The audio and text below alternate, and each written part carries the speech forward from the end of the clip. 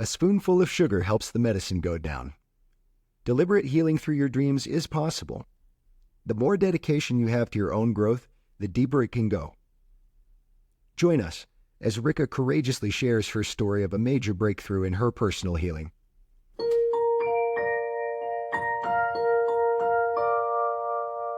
Hi, dreamers. Thank you for learning with us today on Dream Speak. I'm Rica. And I'm Thomas.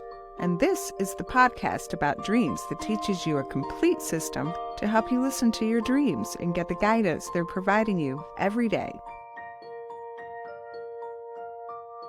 This is Healing the Past with help from Mary Poppins. Why is Mary Poppins involved? In dreams, anything is possible. Come along on this real adventure in healing.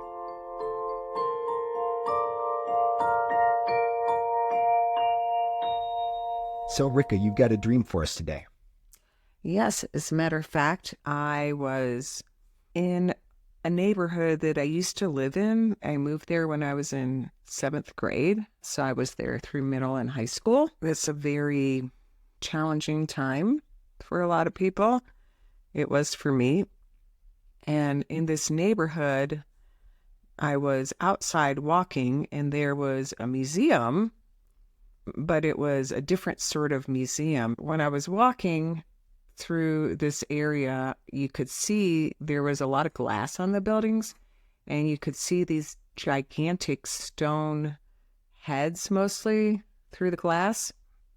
And we had just watched The Hobbit, one of our favorites, and it reminded me of the stone dwarf king in the movie that I think we had seen the day before, maybe.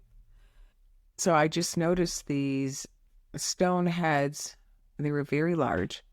And I was walking, and then I ran into this woman who I was wondering if I knew her or if she had gone to my high school, but she was younger than I was. And so I was questioning her about who she was and if I knew her, but I don't think that I did.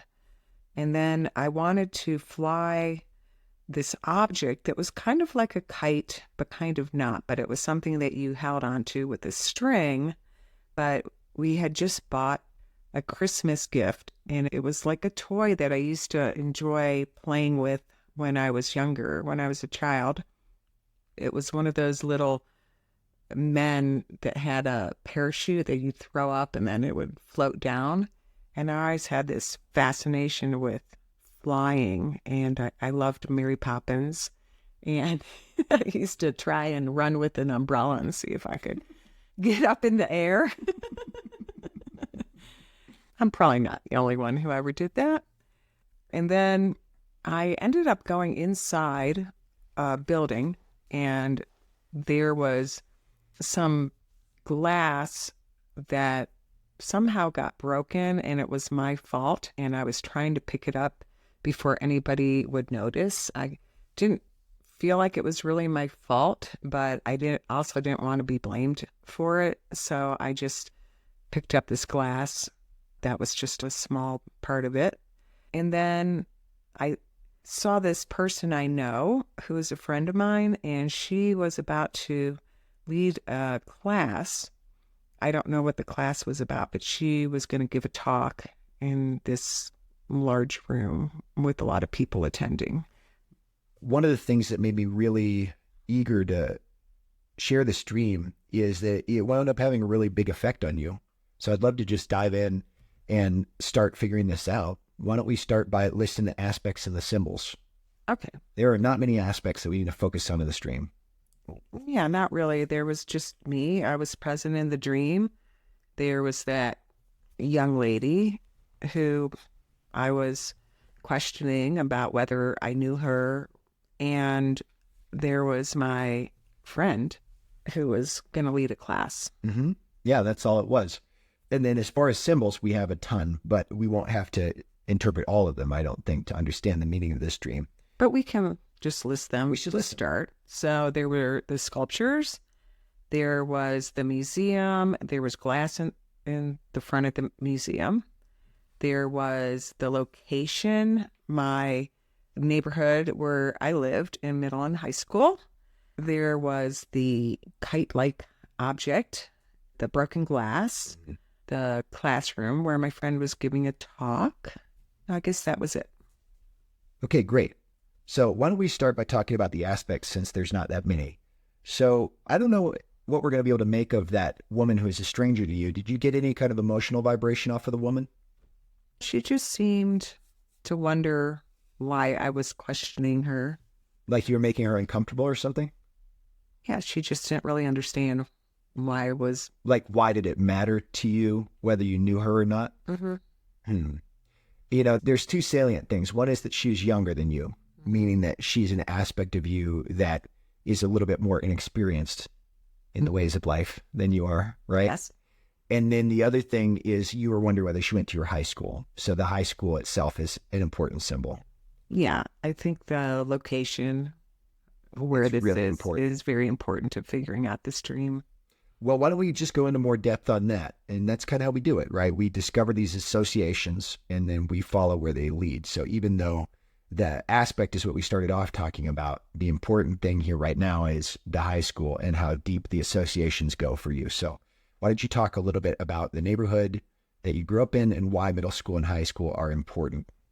Well, I moved when I was in seventh grade, and it was a very difficult year because I moved a lot when I was a child, almost at least every other year. But at that time, when you're 12 years old and you want to make friends and you want to fit in, and that was really challenging for me moving to a new school at that time. And I did make friends, but I sort of felt like an outsider. You had trouble putting down roots, and until you finally settled in this place, you hadn't really been able to make any lasting friendships. No, I hadn't. And it was really hurtful. Yeah, that was hard on me. And you started doing some reflecting when we were interpreting this dream that goes really deep. Yeah, It was a wound. it was. Okay. Just being moved all the time and not being able to develop friendships. And I don't even remember a lot of what happened from the time I was 5 to the time I was 10 because we just moved so much and I didn't have any sense of stability. That's great. She didn't have a sense of stability. And I think actually we can return to the aspects in a moment, but I'd like to jump by association straight to the stone sculptures because there's nothing more stable than stone. It's true. Yeah. Nothing more lasting, nothing more stable. Well, they were in a museum, and a museum is a long-standing idea that you've had or have held on to. So the sculptures reminded me of the dwarf king in The Hobbit. Because they had huge stone sculptures to their ancestors. Their Like heroes. big as a mountain. And the dwarves, they portray them in the movie as being very greedy and very attached to their gold and their wealth. And in The Hobbit, they were trying to get to their wealth that was in the Lonely Mountain, protected by Smaug, the dragon. And you have somebody in your life who had a huge impact on this period in your life who had an issue with money. And guess who that would be? My father. And that all plays into my relationship with my father and his attachment to material wealth and greed. And you have different feelings about the place that wealth should take in our lives. Yes, I do. And so this just highlighted those differences for me. What are your beliefs? Well, I think that wealth and material things are really just a means to an end or a necessity and something that we need to live. But I just feel that there are things that are a lot more important than materialism. I feel that My spiritual practices, my spiritual life is front and center for me.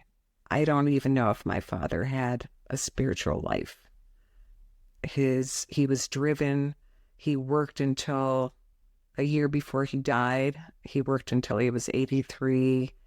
That was his life, was being a successful businessman. And I just don't think that's a great way to live your life. Not that it isn't okay to be successful at what you do, but to ignore your family and have them take second place over your job is kind of a slap in the face. Okay. So now all of that will help us understand what is happening within you. So this is your longstanding idea or belief. And we have this contrast between the fact that people can get obsessed with money, striving, and materialism where it's only temporary, right? They treat it as if it's something important, as if it has some lasting value. Can't take it with you. Right. And so here's this giant sculpture. Well, it was giant in the movie, right? That's where the image came from, your dream. This stone sculpture, which is about trying to make that which is impermanent, permanent. So this connection to a dwarven king allows us to bring in the symbol of a king. And kings in dreams are almost always superconscious aspects. And so a superconscious aspect has to do with our current day ideas about divinity. And this king image is about a long-standing idea that you have. And the way that I look at it is that you have gotten stuck with the idea that there is some sort of superiority to the will that your father left you with, the way that he thought that things should be, and the way that he lived his life. And you know that it's not a healthy model for your happiness, but you still have this graven image that you're struggling with. Yeah, it's really hard to release these long-standing ideas or values or feelings that we've had towards, especially towards our parents. In particular, towards our parents. Yeah.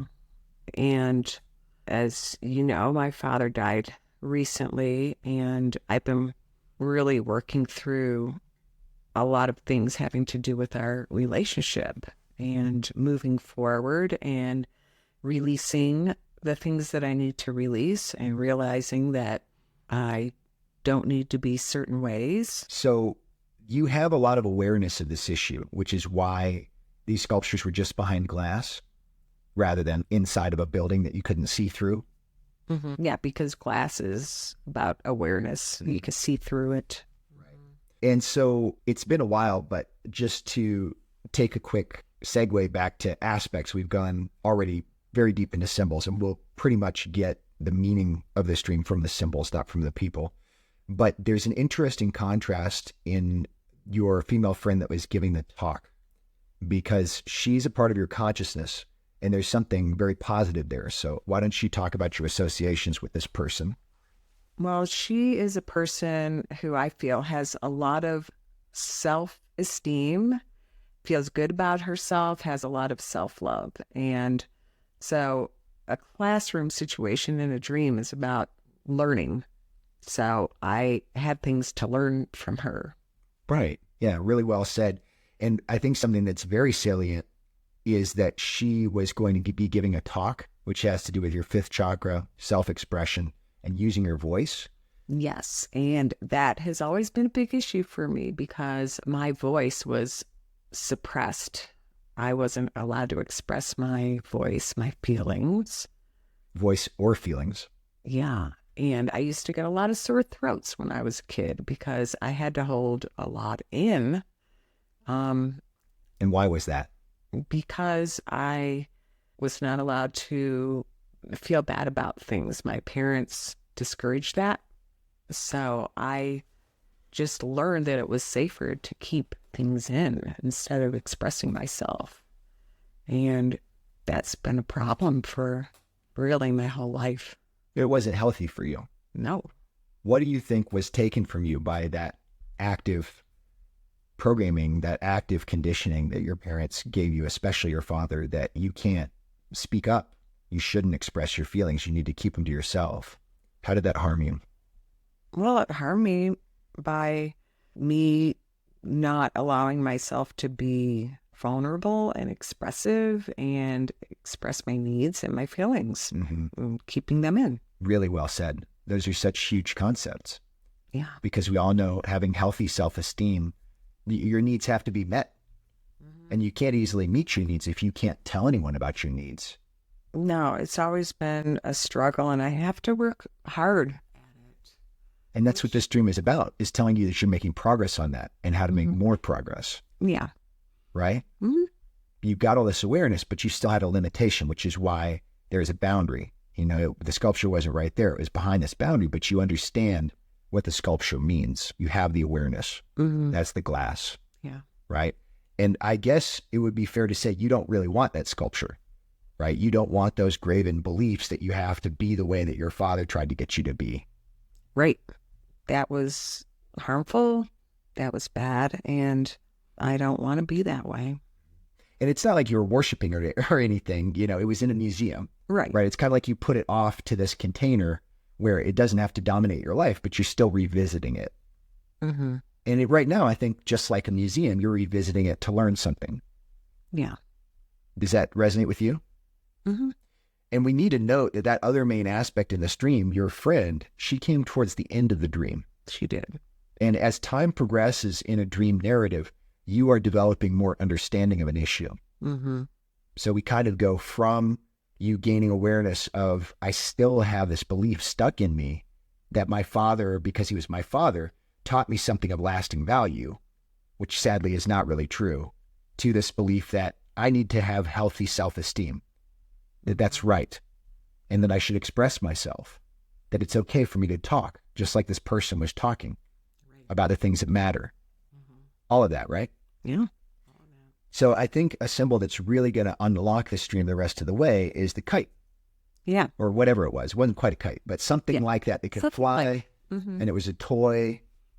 And so the kite reminded me, like I said, of Mary Poppins and flying. And It sounds like that was a real point of fascination for you when you were a small girl.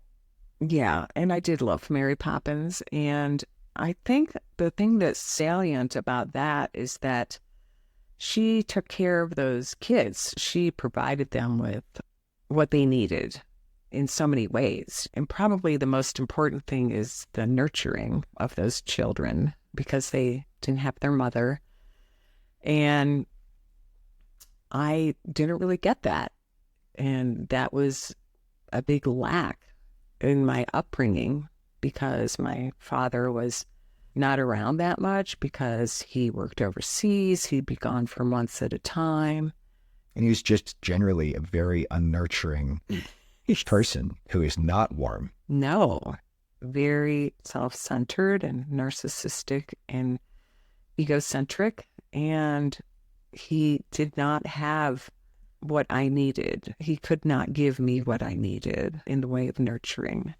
And it was also challenging for my mother, because she was raising 4 children with an absent father a lot of the times. And so I think She had trouble being nurturing as well. she did. She was stretched too thin. It wasn't fair. And I think a lot of this dream is about you getting in touch with emotions around how unfair those things were for you. Yeah, because I pretty much suppressed those feelings and those ideas and didn't really want to look at that and realize that that needed to be healed in me. And you're going through a period of real profound growth and a lot of courage. And you have had this dream, I think, because of that. Surfacing the fact that these wounds are still unfortunately present. And that if you take your chance to be free, because there is nobody actively suppressing you, right? There are just people around you supporting you, you know, and me most of all, Yes. supporting you to let these things that you want to express and that are part of who you are deep down, just come forward and be freely expressed and just natural, like a child playing with a kite. Yeah. right? And even though I feel very supported by you and friends and family, a lot of my family members, I still have difficulty expressing my needs. Mm-hmm. And that's where that stone sculpture symbol is so apt, because it's ingrained. Yeah. It's carven stone. Yes. And we believe in past lives, so you do think that there may be lineage issues, potentially female lineage issues all through the generations of your family too, right? Yeah, I did notice that. Intuitively. Yeah, that this lineage issue needs to be healed. My mother and my grandmother, there were a lot of issues there that I won't go into right now, but it goes down the line. Of them maybe not being nurtured in the ways that they needed to be because of the way that life played out for them. Yeah. And how painful that is. It is. So interesting moment in this dream to me as a passionate dream interpreter is this is going to be an example of how a very small symbol can really help to unlock a dream, which is, I think we figured out why there was broken glass. And part of the reason we were able to figure that out is because your emotional response was a bit confused, feeling confused, and feeling like you weren't sure whether you should really accept blame or how big of a deal it was that this got broken and all of that. What we realized was that we actually interpreted a pretty important dream for me, which had some charged material in it that was upsetting for you, which is not uncommon. As we've touched on in dream speak, interpreting with your spouse is something that takes a lot of grace and tact and courage from your partner or spouse, but it's super rich and it can really bond you together because it's a mutual display of trust to understand when issues connected to your spouse or your marriage come up in dreams. It's not about them, but it is deep. It can be deep. And so there's just a lot you have to navigate there. And what it was you handled that interpretation beautifully, I thought, from an emotional standpoint. But the subtlety was you were emotionally touched by it in a way that made you feel vulnerable and uncomfortable, but you really didn't want to tell me in the moment. Yeah, I suppressed that. Right. I don't even know if I was aware of it. And you weren't. And that's what the beauty of dreams is. You told me afterwards that you were not aware of it, but we can see in that small accident of the broken glass, you're like, did I even do this? Right? That's that sense of, I'm not even sure if this happened, but it's because it's a clue about how suppressed these things are. It did happen. Yeah. And it troubled you. Mm-hmm. And what you wanted was to feel safe being vulnerable. Yeah. And you are. Mm-hmm. You are safe being vulnerable. And I think that's a key to this dream is realizing that it's okay to be vulnerable and to express myself. And last night when we were talking about the dream, I was allowing myself to be very vulnerable. And the Mary Poppins thing was a huge floodgate for you, which was absolutely wonderful. And it was a floodgate. And you experienced the healing last night because of this dream. Yeah, there were a lot of tears shed. Why? Because I just had so much that was suppressed for so long that I needed to come out and be expressed. And so I just let it keep coming, and it was intense. And I thought it was very brave. It is brave. And you were there to support me, which was wonderful. It's an honor. And made me feel safe to be able to express myself. And we are safe with each other. Yes. I feel just as safe with you because you keep me safe. So it was very healing for me. I really think it was a literal healing. Yeah. And that means a lot, right? Because you needed that. I did. It felt like there was years of material. Yeah. And it was a lot of sorrow, I felt. Yeah. Did you experience any joy in that? Or was it more just like there was a lot of pain from having to shove so much stuff, especially sorrowful stuff, for so many years? No, I didn't really feel a lot of joy, I wouldn't say. It was more pain. Just a lot of pain and grief. But it really felt like old pain. It wasn't like from last day, you know? No, it came from back as far as that time in middle and high school. Which is where this dream came from, I feel. Yeah. Which is interesting because it happened before the healing. Yeah. It's like you were already kind of working yourself up to this healing, I think. Yeah. And I'd just been carrying this for a long time. So it needed to come to the surface. And I'm grateful that I had a dream where it can. And sometimes we have these dreams that we don't even really realize how deep they go until we start to get into them. And it brings stuff up, a lot of stuff. I think that's incredible. Yeah. And just like many of our listeners who have really deep personal experiences and really deep interior lives who don't have a lot of context in their life to be able to share those things, those subtle things, they're heroic. Just like you were very heroic last night. They matter. They do. They matter to the people around you. You can show up in a healthier, more positive, more supportive way. And it matters just to that person. We all deserve to be valued and to take good care of ourselves, like that friend that showed up as a symbol late in the stream, as an aspect. We all deserve to feel that way about ourselves. But we have to be taken care of and take care of ourselves in order to achieve that. Mm-hmm. So I think you took a big step forward for yourself. Yeah. I still feel... There's more. I feel a lot today, and it hasn't been that easy of a day because it's still very fresh. Doesn't it feel a little bit like a spiritual hangover? Yeah. Maybe you should tell our listeners a little bit about what we mean by that phrase. A spiritual hangover is like when you have done a lot of work on yourself, a lot of deep work, and integration takes time.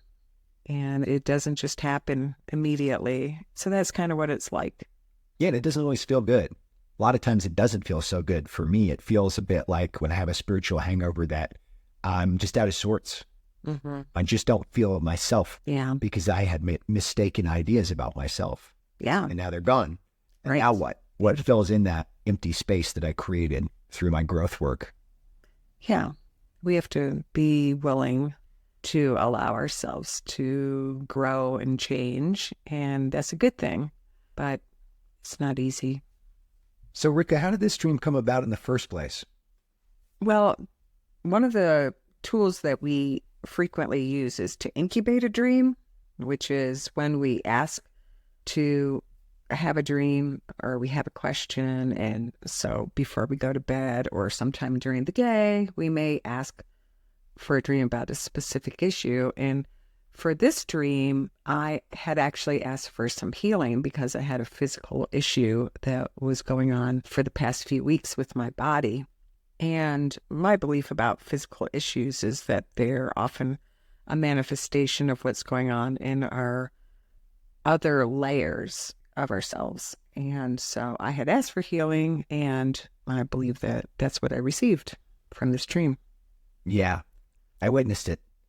I feel the same way. You received a big healing. Mm-hmm. So it worked beautifully. Yeah, it did. After getting through this really important dream, we wanted to talk about how helpful it can be to follow the breadcrumbs that you find as you work with a symbol. So we had a couple of symbols in this dream that had strong emotional charge. That's usually a big clue that they may be central to the meaning of a dream. And the first one that comes to mind was the big stone carved sculptures in the museum. Mm-hmm. It's weird because it didn't have like a strong, overt emotional significance, but it just had an energy to it, didn't it? Yeah, and it was big and old, and we just had to follow that to figure out what it meant. That it was related to your father. Right. And the way that you'd been raised, and unfortunately not the good things about the way that your childhood was. Right. It was this idea that it was behind glass, which is a symbol of awareness, being able to see like a window. Mm-hmm. But there's also the concept of like a wall, which is a limitation, any kind of a boundary. And so the way I see that is you're still getting comfortable with the idea that you can change this. You don't just have to be aware of this. You don't need to really have further involvement with that way of thinking. Yeah, and I didn't go inside. Mm-mm. No, and you didn't really, like we talked about before, I was being facetious, but you didn't worship it, right? Like there's no way in which you were performing any kind of ritual or venerating this thing. Right. It's just there. And it just showed me, because it was in my old neighborhood, that it was related to this time period in my life. And that's where we really started to be able to pull out deep, charged emotional material because of all those memories of that time in your life, Right. which was a difficult time. Mm-hmm. There was friendlessness, there was puberty, there were all of these very intense things that young people can go through, and you were lacking a key form of support. And so we were able to get all of that with those clues, with that neighborhood symbol and with that museum sculpture symbol. Right. And then when we go later in the dream and we're looking at the toy kite, or however you want to describe it, on the apparent level, even in a dream, as if it's not hard enough to just figure out dream symbols on their own, there was more encoded in that symbol than what was immediately apparent. Yeah, Mary Poppins wasn't anywhere in my dream. No. But It brought back memories, yeah, emotional memories. right. It led me to that and to figuring out ultimately what the dream meant. Mm-hmm. But we had to follow that thread. So we just wanted to hone in on that example because one of the things that has been a magical key for us to really fully unlocking the meaning of our dreams is following those emotional threads, the threads that you were describing. When I'm looking for them in a symbol, I might start off with that symbol saying, hey, there's more here. And it might come to me in the form of memories. But the reason those memories are locked up with that symbol usually has to do with the emotional impression that those experiences made on me. And so then I'm in my emotional level of understanding. So if you can really feel along with your dreams, feel your way through them, feel your way through the symbols and the aspects for that matter, right? Feel the energy of the people. Like the energy of your friend was a really good energy. Yeah. Yeah. But the kite thing, I really had to sort of dig for that. Why was that in my dream? What did that mean? And then it brought me to that feeling of freedom, of flying a kite, and then Mary Poppins and being able to fly. And so if you were just taking the symbol for what it is, as universal meaning, it wouldn't have brought me to the meaning of the dream. Wonderful. And so just to recap and kind of bring it all together, our approach at DreamSpeak is that when you're interpreting a symbol, you need to understand the universal meaning that can be found in a good dream dictionary. So get yourself one of those. And we have a few to recommend. So feel free to ask in the comments. But you must couple that with the personal meaning. Every symbol works like that.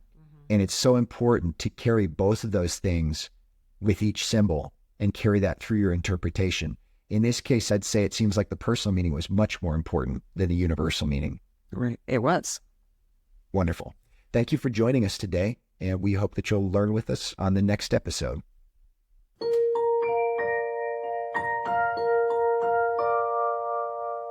You can find this podcast on all popular streaming services. Email us a dream today at contact@dreamspeak.us. Check out our YouTube channel for a free introductory dream course. Connect with DreamSpeak for even more learning. Our socials are in the description. Our theme music was composed by me, Rica. This podcast does not constitute medical advice. If you have concerns about your well-being, talk to your doctor or a mental health professional.